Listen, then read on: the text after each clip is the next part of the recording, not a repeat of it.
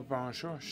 Je remercie les organisateurs de m'avoir invité. Je suis nutritionniste en Colombie. J'ai une maîtrise en politique publique de l'Université nationale de la Colombie.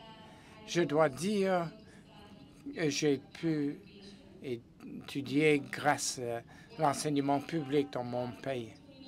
J'ai eu l'occasion de travailler comme chercheur dans la nutrition et la sécurité alimentaire dans un projet sur les pommes de terre plus nutritionnelles, un projet dans le sud de mon pays, dans la région où je suis né. C'est très important parce que ce fait a permis à d'autres collègues de retourner dans notre territoire après beaucoup d'années. Pourquoi? Parce que dans ma région, nous n'avons pas beaucoup d'universités, surtout pas d'universités publiques. C'est très important parce que nous avons pu retourner et travailler dans nos communautés avec nos gens. Quand j'avais 15 ans, j'ai dû partir de chez moi pour me déplacer à Bogota, la capitale de mon pays, donc, pour faire mes études. Et ensuite, avec une bourse, j'ai pu commencer ma maîtrise.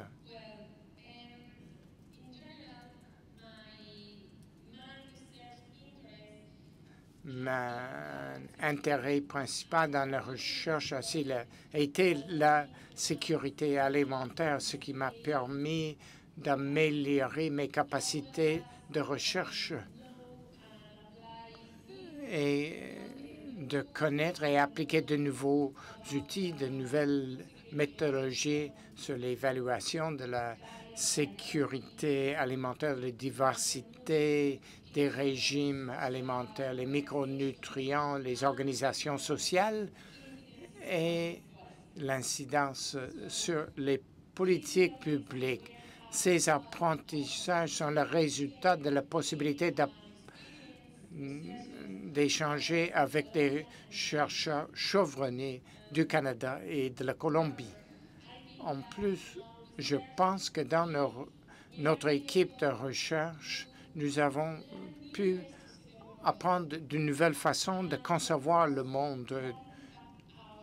Ça a une incidence sur nos vies personnelles et professionnelles. Pour cette raison, je veux vous présenter maintenant 4 de ces leçons apprises, parmi les principales. D'abord,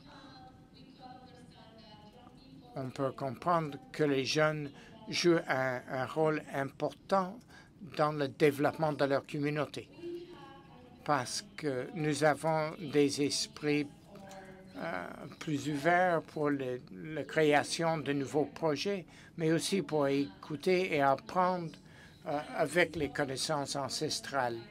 Alors, c'est important de dire que il y avait une vingtaine de chercheurs jeunes qui avaient la possibilité de proposer de nouvelles possibilités de prendre des décisions dans nos dossiers de travail. Ça nous a permis d'améliorer notre façon de pratiquer le leadership et surtout dans l'autonomisation des femmes. Deuxièmement, il était important de reconnaître les connaissances traditionnelles et les ressources territoriales. La communauté autochtone a été fondamentale pour comprendre les processus physiologiques et aussi les agissements spirituels, etc. Mindala est un espace pour l'échange d'expériences et une façon de connaître des amis. Nous avons appris sur la chagra, le système de production autochtone fondé sur la diversité et les soins du Pachamama. ça veut dire la mère terre. Grâce à ce processus, nous avons trouvé deux outils importants pour améliorer les aliments et la nutrition. D'abord, les connaissances agroécologiques, une nouvelle façon de comprendre l'agriculture comme un processus sensible à l'agriculture. Deuxièmement, c'est la cuisine traditionnelle et la possibilité d'atteindre les communautés et de préserver la culture et de faire la promotion d'un régime alimentaire divers.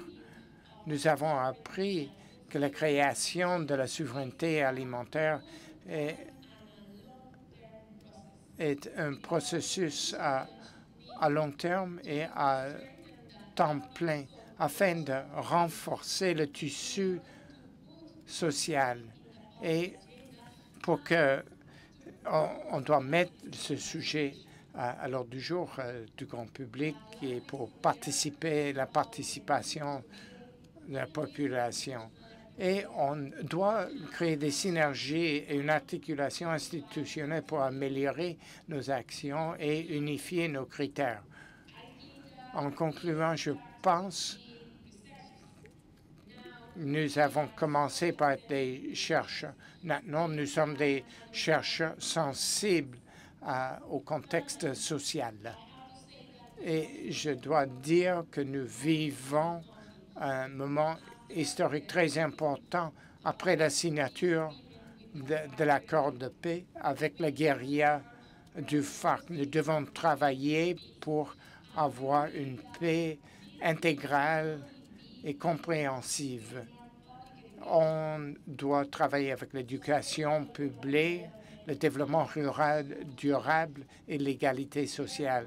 Ce sont les piliers de cette paix. L'appui international pour un projet comme celui des pommes de terre, plus neutralité, sont fondamentaux pour la Colombie parce que ça marque une différence pour les jeunes comme moi dans nos territoires en créant de nouvelles occasions.